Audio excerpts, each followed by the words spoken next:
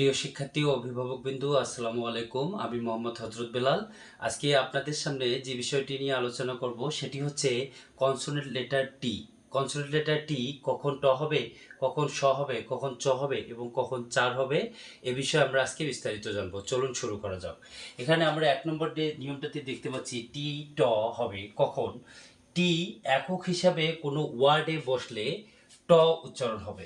যেমন আমরা এখানে দেখতে পাচ্ছি talk, test, time, inter, night, went, fight, mat, cat, sit, fit, bit, get, set, put এবং বাট। এখানে আমরা একটা জিনিস দেখতে পাচ্ছি, সেটা হচ্ছে টি শব্দের শুরুতে থাকলে ট উচ্চারণ হবে, টি যদি শব্দের শেষেও থাকে ট উচ্চারণ হবে, টি যদি শব্দের মাঝখানেও থাকে ট উচ্চারণ হবে। কিন্তু এখানে একটা জিনিস দেখতে পাচ্ছি, টি একক হিসাবে বসলে সেখানে টি ট উচ্চারণ করতে হবে।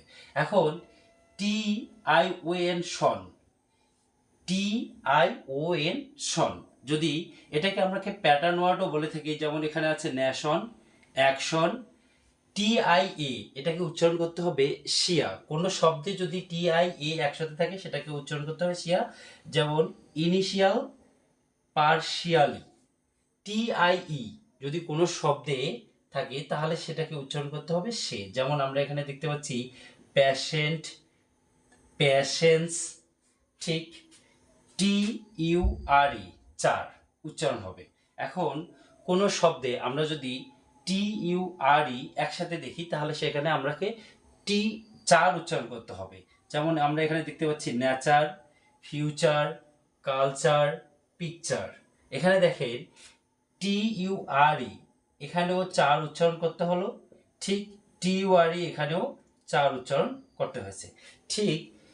৪ নম্বর যে নিয়মটা দেখতে পাচ্ছি সেটা হচ্ছে টিসিএইচ।